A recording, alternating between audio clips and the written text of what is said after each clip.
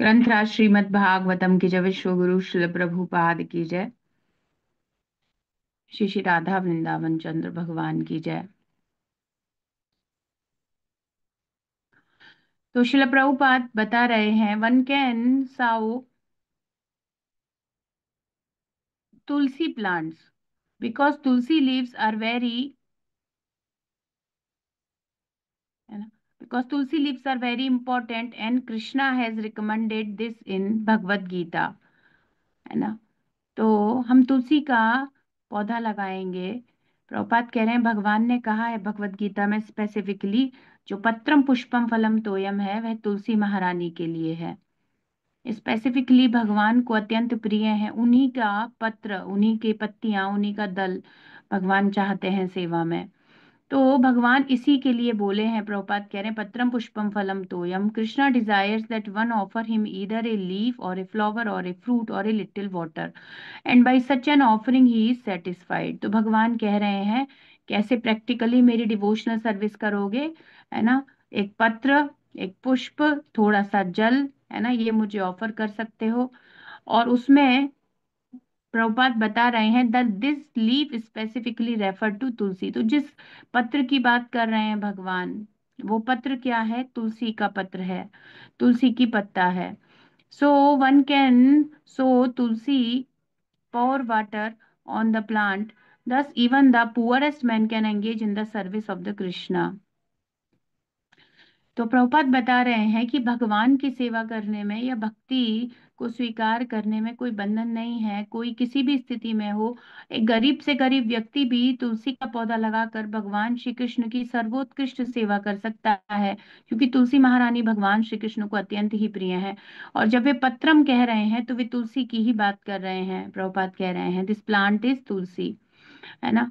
तो अगर बस तुलसी का रोपण करके और तुलसी को प्रतिदिन जल देके और तुलसी को भगवान के चरणों में समर्पित करके एक पुअर से पुअर, एक गरीब से गरीब व्यक्ति भी भगवान की पूर्ण सेवा कर सकता है, जिससे भगवान प्रसन्न हो जाए। तो ये भगवान भगवत गीता में बता रहे हैं।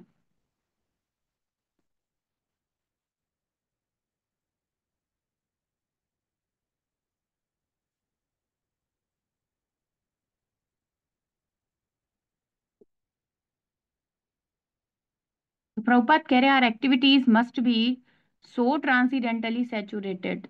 हमारी जो भी कार्य हैं वो भक्ति से परिपूर्ण, भक्ति से संतृप्त होने चाहिए।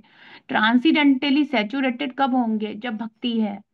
तो भक्ति के कार्यों, हमारा हर कार्य भक्ति से ओतप्रोत होना चाहिए, वह भक्ति से ही संबंधित होना चाहिए। That the Lord will after, अगर ये सब हम करते हैं, भक्ति में कार्यों को करते हैं, ऋषिकेन ऋषिकेश सेवनम, तो कह रहे हैं ये सब देखने के बाद the Lord will be kind enough to look upon us favourably. तो श्री कृष्ण की कृपा प्राप्त होती है, तो उनका अनुग्रह प्राप्त होता है। And engage us in his transcendental service, और फिर भगवान हमें अपनी प्रेममय सेवाएं, तो सेवा से ही सेवा उत्पन्न हो रही है। छोटी अग्नि से बड़ी अग्नि उत्पन्न हो जाती है ना। तो ऐसे ही जैसे ही थोड़ी सी हवा चलती है, तो वो जो, जैसे मानिए किसी छोटे से, है ना, जगह पर, स्थान पर कहीं आग लगी है और वो जंगल को पूरे को स्प्रेड कर जाती है। कब स्प्रेड कर जाती है?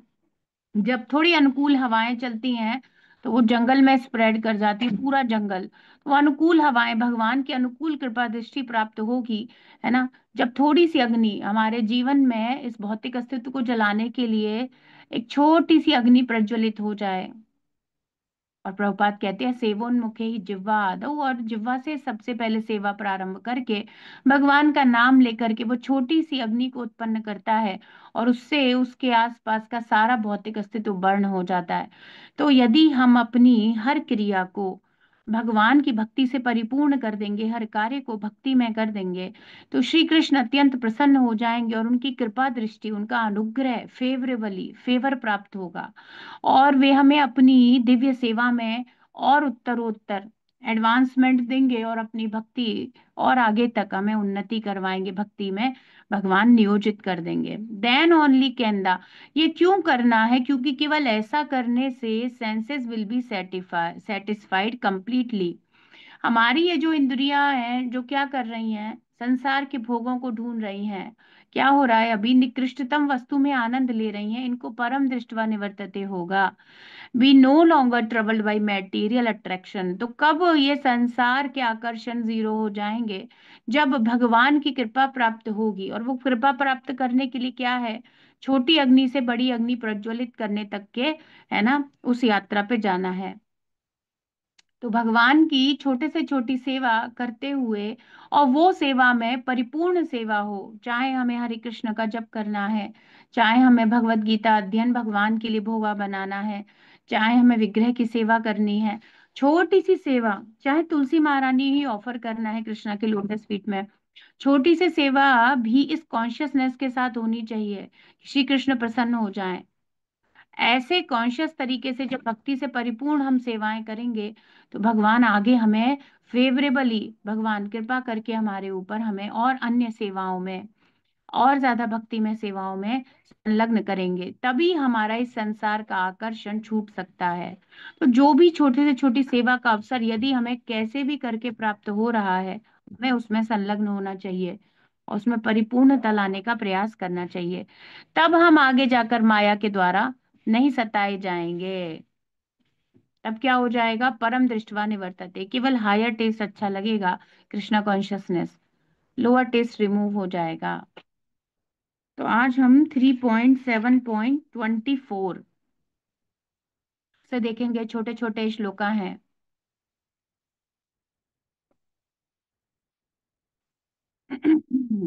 ओम नमो भगवते नरसिंहाय, नमस्ते जस्ते आविराविर्भव, वज्रनखा वज्रदंष्ट्रा कर्माशयान् रन्धय रन्धय तमो, ग्रस ग्रस ओम स्वाहा, अभयम अभयमात्मनि भूयिष्ठ ओम श्रौं।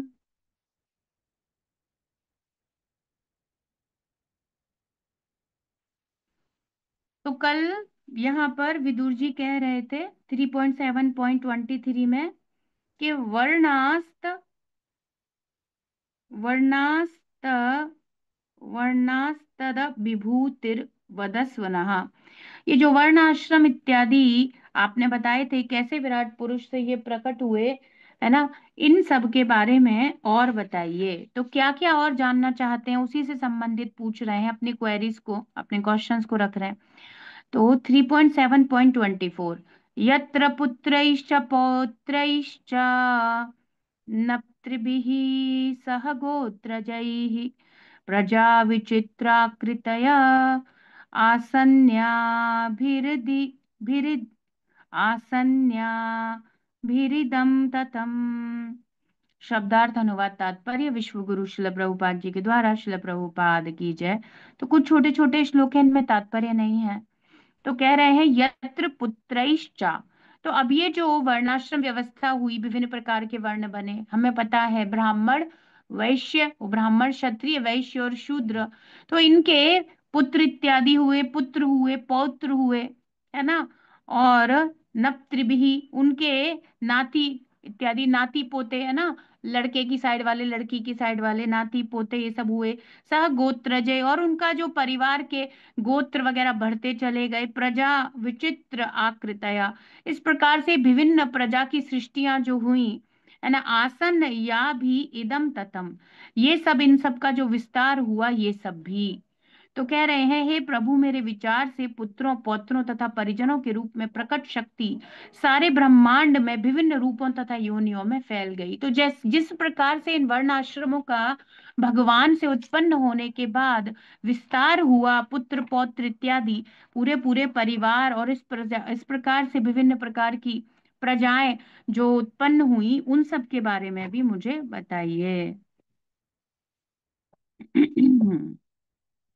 Oh my Lord, I think that the prowess manifest in the forms of sons, grandsons, and family members has spread all over the universe in different varieties and species.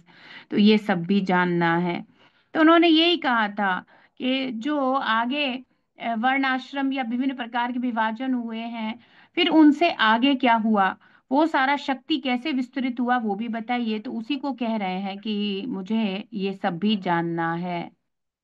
अब आपको क्या जानना है? तो कह रहे हैं प्रजापतीनां सा पतिश्च, प्रजापतीनां सा पतिश्च किपे कान् प्रजापतीन् सर्गांश सर्गांश्चैवानुसर्गांश्च मनून मन्वन्तराधिपान्। सभी के बारे में पूछ रहे हैं। तो कह रहे हैं प्रजापति नाम, जितनी भी प्रजा है, जो कुछ भी आया है कहाँ से आया है? बेसिकली तो कृष्णा से, पर सृष्टि की बात करें तो ब्रह्मा जी ने ये सब कुछ उत्पन्न किया है। तो उन उस सारी प्रजा को उत्पन्न करने वाले जो ब्रह्मा जी हैं, ब्रह्मा जी इत्यादि, है ना, तो सापति वो जो अग्रणी है, जो इन सब में, इन सारे प्रजाओं के, है ना, बाद में सब ब्रह्मा जी से ये मनु वगैरह आए, ऋषिगण आए, सप्त ऋषिगण, बाकी सारी जो सृष्टि हुई, भगवान ने, गर्भोदकशाही भगवान विष्णु ने ब्रह्मा जी को उत्पन्न कर दिया और उन्हें सारा ज्ञान और सारा सामर्थ्य और सारे तत्व सब कुछ प्रोवाइड कराया। और हमें ये भी बताया, पूर्व में बता दिया कि जब विराट पुरुष प्रकट हुए और ये सारे तत्व अनुप्राणित हो गए, इनके अंदर जीवन आ गया, और भगवान ही अपनी शक्ति के द्वारा, वो काली शक्ति जो बताई थी उसके साथ मिलकर के हर तत्व में प्रवेश किए, तो ये बॉडी का गठन हो गया। तो इस प्रकार से जब ये सब कुछ हुआ, तो उस समय ब्रह्मा जी हुए। तो ब्रह्मा जी के बाद की सृष्टि जो हुई उसमें जो भी प्रजापति अन्य आए, जैसे आपको पता ही है दक्ष प्रजापति इत्यादि, जिन्होंने संततियां उत्पन्न की, जो मैथुनी सृष्टि हुई वो सब भी। तो कह रहे हैं कि ब्रह्मा जी इत्यादि सापति चाकिप, जिन्होंने निश्चय किया, जो अग्रणी थे, कान प्रजापति के किस किस जीव को, है ना, प्रजापति के रूप में उत्पन्न किया जाए, है ना, और या विभिन्न देवी देवताओं को या प्रजापतियों को उन्होंने उत्पन्न किया, है ना, उनको स्थापित किया, है ना, सरगान, फिर उनकी जो संतानें हुई, अनुसरगान, और फिर उनकी संतानों की जो संतानें हुई, जैसे, है ना, करदम ऋषि हुए, फिर करदम ऋषि के पुत्र हुए, अब हमारे कपिल, भगवान कपिल, ऐसे ये सब भी बताइए। तो इन्हीं सब में भगवान भी आए हैं, भगवान के शुद्ध भक्त भी आए हैं, ऐसा पूरा वर्णन सारी सृष्टि का। अब कितना विशद और कितना विशाल है, पर ये सब कुछ काउंटेड है, रिटन है एवरीथिंग। और अभी हम आगे के जो अध्याय होंगे ना, उनमें वंशावलियां पढ़ेंगे पूरी की पूरी, यदु वंश का वंश पूरा, यदु वंश में याद राजा यदु से, और यदु किसकी संतान थे, ऐसे, है ना, और फिर आगे का पूरा कैसे यदु वंश में कौन कौन से महान राजा आए, फिर श्री कृष्ण यदु वंश में प्रकट हुए, फिर 10th कैंटो शुरू हो जाएगा, 9th कैंटो के लास्ट चैप्टर्स में ये सारा वर्णन होगा। देन सुखदेव गोस्वामी पाद, फिर जब भगवान श्री कृष्ण का नाम बोल देंगे तो परीक्षित महाराज कहेंगे कि अब मैं कृष्णा के बारे में सुनना चाहता हूँ, तो फिर 10th कैंटो में सारा श्री कृष्ण का वर्णन आएगा। ऐसे ही रघुकुल, जहाँ भगवान श्री रामचंद्र जी उत्पन्न हुए, है ना, उसी में अम्बरीश महाराज हुए थे। ऐसे सारा वर्णन आता चला जाएगा। और विभिन्न प्रकार के बड़े बड़े भगवत भक्त आए, स्वयं भगवान भी उन्हीं वंशों में, कभी चंद्रवंश कभी सूर्यवंश में, इस प्रकार से अवतरित हुए। तो ये सारा वर्णन क्यों सुनना चाहते हैं? क्योंकि ये सब कृष्णा से ही रिलेटेड है। तो ऐसा नहीं है क्यों जानना चाहते हैं प्रजापतियों के बारे में, क्योंकि या तो वे भगवत भक्त हैं, या भगवान उन कुलों में आकर के सबको कृतार्थ किए हैं। ऐसे कहीं ना कहीं कनेक्शन है कृष्णा के साथ। तो कह रहे हैं उन सब के बारे में। और भाई जो मनु थे, मनून मनवंतर अधिपान, और ये सारे जो मनु है इनका परिवर्तन होता रहता है विभिन्न मनवंतरों में, जैसे 14 मनु आते हैं, 14 मनवंतर, है ना, एक दिन में ब्रह्मा जी के ये जो हमारे चल रहा है।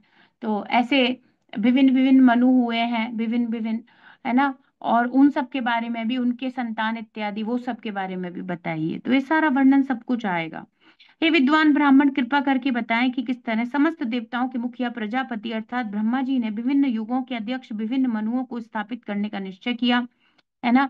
तो यही प्रजापतियों के रूप में स्थापित हुए हैं। और कृपा करके मनुओं का भी वर्णन करें, उन मनुओं को कैसे उन्होंने स्थापित किया, कैसे, और उन मनुओं ने फिर आगे क्या किया, और कैसे सृष्टि में सहयोग किया, और कैसे उनकी संतानें हुई, कौन कौन संतानें हुई, और संतानें इत्यादि, उनका भी वर्णन करिए। सब कुछ जानना चाहते हैं, वो एक भी चीज नहीं छोड़ना चाहते। कितना वृहद वे चाहते हैं, और पूर्ण तरीके से सब ईशानु कथा, सब कुछ हरि कथा है। ये भागवतम में जो भी वर्णित है, मनुष्य जाति या मनुष्य सर मनुओं से उत्पन्न हुई, जो प्रजापति ब्रह्मा के पुत्र तथा पौत्र हैं, है ना। तो इस प्रकार से, जैसे मनु थे, फिर उनकी पुत्री थी देवहूति, देवहूति करदम का विवाह हुआ। फिर एक भगवान, ये उनकी 9 पुत्रियां हुई और भगवान कपिल उत्पन्न हुए, प्रकट हुए, है ना, इस प्रकार से। तो फिर उनकी 9 पुत्रियों की भी पुत्रियां, संतान इत्यादि हुई उनकी, विभिन्न प्रकार के उनके ऋषियों से विवाह हुए, ये सब का भी वर्णन सब आएगा। तो ये श्लोक बाई श्लोक चलता जाएगा, जिसमें सब नाम नाम आते जाएंगे, और फिर उनमें से जो भगवत भक्त होंगे, जो भगवान के बहुत ज्यादा क्लोज एसोसिएट होंगे, उनका फिर पूरा वर्णन कर दिया जाएगा। तो यही बता रहे हैं। ओ लर्ण ब्राह्मणा, please describe how the leader of the demigods, namely Prajapati Brahma, that decided to establish the various manus, the heads of the ages. Please describe the manus also, and please describe the descendant of those manus. सब कुछ जानना चाहते हैं। अब क्या कह रहे हैं? उपर्यद्धश्च ये लोका भूमेर मित्रात्मजा सते, तेषां संस्थां प्रमाणं च गुरुलोकस्य च वर्णय। किस किस का वर्णन करिए?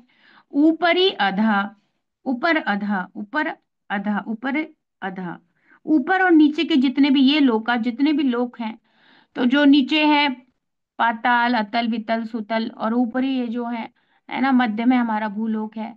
ऐसे ऊपर नीचे जितने भी लोक हुए हैं, अब लोक हुए हैं भूमे मित्र आत्मजा, हे मित्र के पुत्र, मैत्र ऋषि के पिता हैं मित्र, उनके पुत्र मित्रात्मजा, हे मैत्र ऋषि, है ना, आप मुझे वर्णन करिए ये विभिन्न प्रकार के पृथ्वी के जो लोक लोकांतर हैं, इनका आसते कैसे विद्यमान है, तेषाम संस्थाम, उनकी स्थितियों का वर्णन करिए।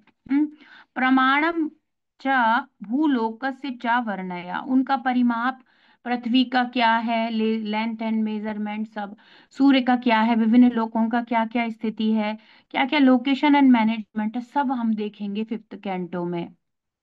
इसमें भी आना शुरू हो जाएगा 3rd कैंटो में भी, और 5th कैंटो में और ज्यादा अच्छे से आएगा।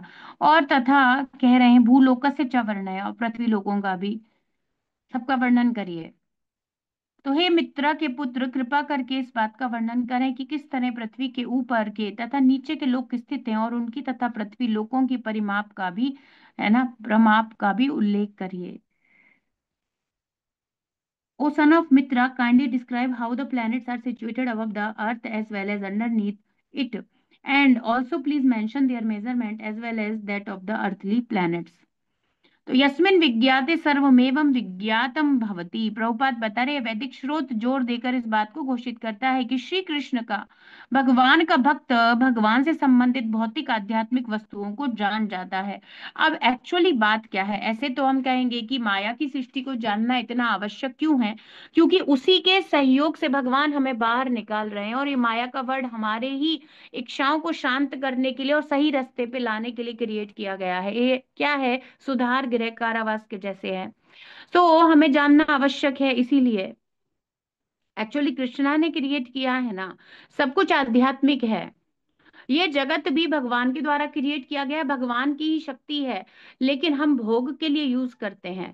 तो प्रभुपाद बहुत अच्छे से बताते हैं, वही मैटीरियल चीज है, देखो वही मैटर है, अन्न इत्यादि, फ्रूट्स, शाक, है ना, दूध, ये सब मैटर का ही तो है, मैटीरियल एनर्जी का सब ये। पर ये भगवान की सेवा में जब लग जाता है, जब श्री कृष्ण को अर्पित हो जाता है, तो यही आध्यात्मिक हो जाता है।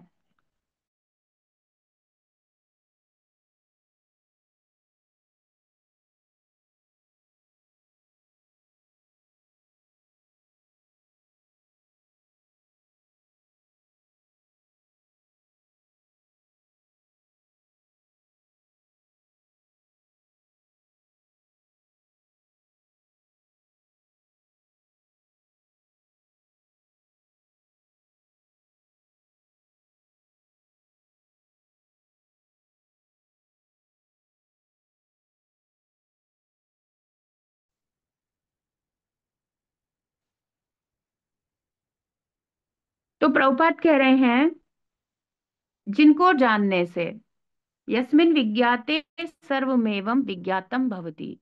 इसीलिए अत्यंत आवश्यक है कि हम इस भौतिक जगत की संरचना और एक बात ये है कि अब हम जिस स्थिति में हैं, है ना, और वो जेल में है कोई व्यक्ति, तो उसको जानना होगा जेल के नियम, जेल से बाहर निकलने का तरीका, ये सब समझना जानना, तभी तो हम यहाँ से जा पाएंगे।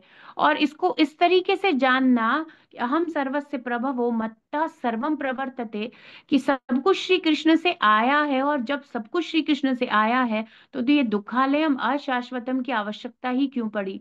जबकि आनंदमयोभ्यसात, भगवान तो परम आनंद है और आनंद ही देना चाहते हैं, तो हम यहाँ क्यों फंसे। ये जानने से कि हमारी लेवल पर क्या गलती हुई ये समझ में आएगा, और उसे सही करने के लिए हम भक्ति करेंगे, है ना। तो ये अत्यंत आवश्यक है। तो पूरा जब उसका स्ट्रक्चर समझेंगे, माया का ये संसार कैसे चलता है, प्रकृति के क्या नियम है, ये तीन गुण है, इसीलिए तो ये सब कुछ पढ़ना अत्यंत आवश्यक है। तो एक साधक को, और जो गंभीर है अपने अस्तित्व को यहाँ से समाप्त करना चाहता है, आध्यात्मिक जगत की तरफ जिसकी तैयारी है, उसको तो कोई भी मैटर ट्रांसीडेंटल छोड़ने नहीं चाहिए। ये सब कुछ हमारे कल्याण के लिए, और ये सब कुछ भगवान के द्वारा ही तो है। तो ये अत्यंत आवश्यक है समझना, जानना, और उस तरीके से इसको समझ करके अपनी लाइफ को चेंज करना। तो उनको जान लेने से सब कुछ जाना जाएगा। तो प्रभुपाद कहते हैं, यही वैदिक जितने भी शास्त्र हैं जोर देकर इस बात को घोषित करते हैं कि भगवान का भक्त, भगवान से संबंधित, भौतिक हो या आध्यात्मिक, जब भगवान ने कह दिया अहम सर्वस्य प्रभव हो, मैं ही सबकी उत्पत्ति का कारण हूं, तो वो सब चीजों को जानना चाहता है।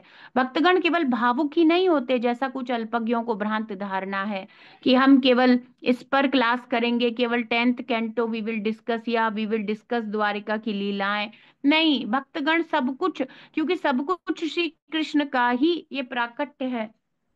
और किया किस कारण से है ये समझना है। हमारे विरोधी स्वभाव, भोक्ता बनने के, है ना, स्वभाव के कारण भगवान को इस प्रकार से करना पड़ा। अब जब हम ये समझ जाएंगे डीप रूटेड प्रॉब्लम क्या है, क्यों ऐसा किया, क्यों ऐसा डिसीजन लिया गया, है ना, और क्या है इसके पीछे लॉजिक, जब हम ये सब समझेंगे तो हम अच्छे से संलग्न होकर भक्ति कर सकेंगे। तो उनका दिशा बोध व्यवहारिक होता है। वे हर विद्यमान वस्तु को जानते हैं, और विभिन्न सृष्टियों में भगवान के आधिपत्य को सविस्तार जानते हैं।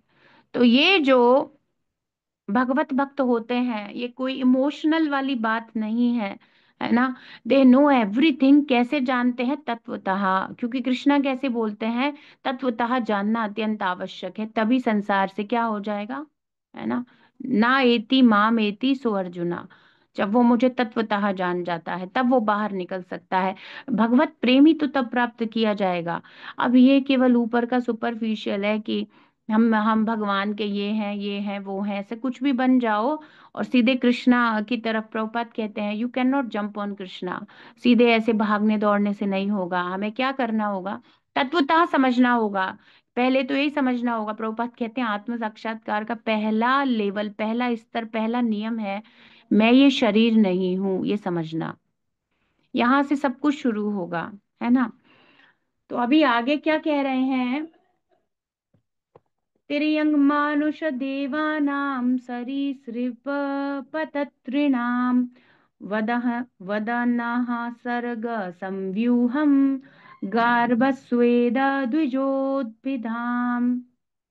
किन सब का वर्णन करिए, क्या क्या सुनना चाहते हैं,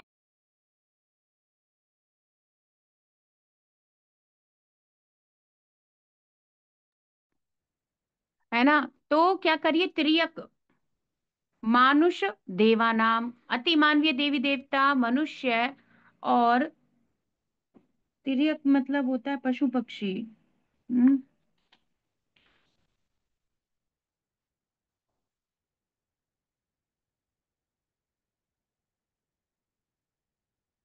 मानवेतर, अच्छा, मानव जाति के अलावा पशु पक्षी सारे आ गए, मानव के अलावा, मनुष्य जाति के अलावा जितनी भी योनियां हैं, देवता हैं, उसमें से रेंगने वाले सरीसृप हो गए, पतत तृणाम, पक्षी हो गए उड़ने वाले, वधा इनका न, हमसे इनका वर्णन करिए। और क्या जानना चाहते हैं? इनकी उत्पत्ति इत्यादि समव्यूहम, जो विशिष्ट विभाग हैं। कैसे कह रहे हैं? गार्भ, जो गर्भ से उत्पन्न होते हैं। स्वेद, कुछ जीव जंतु पसीने से उत्पन्न होते हैं। द्विज, द्विजन्माई पक्षी वगैरह अंडे से जो उत्पन्न होते हैं, अंडजा भी कहा जाता है।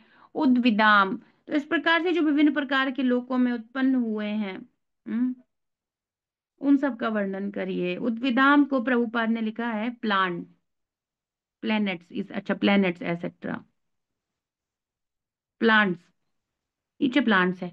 ठीक है, तो बाकी सभी का वर्णन आ गया, पौधों और शाकों का भी। हम्म तो कृपया जीवों का विभिन्न विभागों के अंतर्गत मानवेतर मानव, मनुष्य योनि के अलावा वाले मानव, भ्रूण से उत्पन्न, पसीने से उत्पन्न, द्विजन्मा पक्षी, पौधे, शाकों का वर्णन करें। कृपया उनकी पीढ़ियों तथा उपविभाजनों का भी वर्णन करें।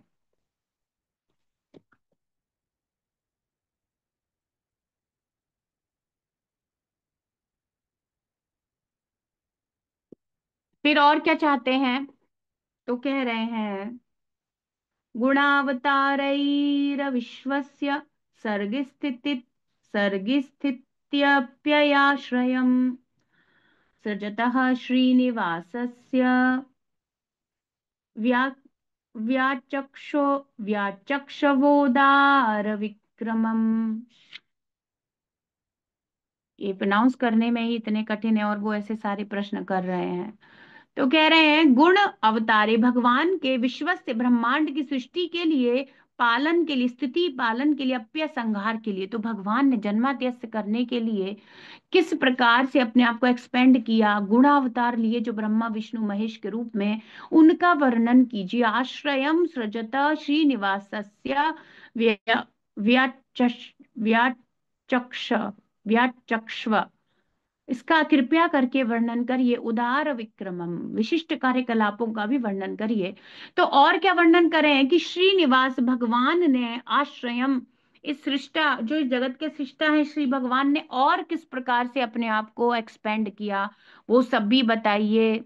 और उनके गुणावतारों का भी वर्णन करिए। और फिर जो विशिष्ट रूप से जब भी अपने आप को प्रकट किए, जैसे वामन अवतार एक विशेष अवतार था, एक विशेष स्थिति में, इस प्रकार से भगवान नरसिंह अवतार, तो वो सब का भी वर्णन करके उनके दिव्य कार्यकलापों के बारे में भी मुझे बताइए। उदार कार्यकलाप कह रहे हैं, उदार इन द सेंस उनके ऐसे दिव्य कार्यकलाप हैं जिनको क्या भगवान कह रहे हैं, जन्म कर्म च मे दिव्यम एवं यो वेति तत्वतः, है ना। जब अर्जुन कह रहे थे 10.12 और 13 में पवित्रम परमम भवान, तो वहां पर यही बात हो रही थी कि भगवान ही एकमात्र ऐसे हैं जिनके बारे में सुनने से वो व्यक्ति में वैसी क्वालिटीज, वैसे उसका जीवन का कल्याण और पवित्रता आ जाती है।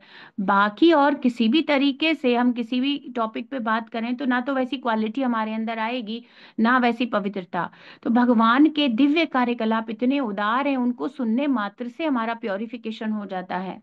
तो कह रहे हैं कि कृपया प्रकृति के गुण अवतार जो भगवान ने सृष्टि, स्थिति और अप्य संहार इत्यादि, सृष्टि पालन और संहार के लिए, है ना, ब्रह्मा विष्णु महेश, ये तीनों, सृष्टि करने के लिए ब्रह्मा जी, और पालन करने के लिए अपने आप को विष्णु, और महेश्वर शिव जी, संहार करने के लिए भगवान एक्सपेंड किए, इनका वर्णन करिए।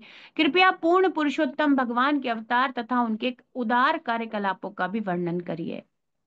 यद्यपि ब्रह्मा विष्णु महेश्वर, जो कि भौतिक प्रकृति के तीन अवतार हैं, विराट जगत की सृष्टि पालन संहार के प्रमुख देवता हैं, किंतु वे अंतिम अधिकारी नहीं हैं। Cause of all causes is Krishna. तो श्री कृष्ण से ये सब आए हैं, भगवान अपने आप को एक्सपेंड करे हैं।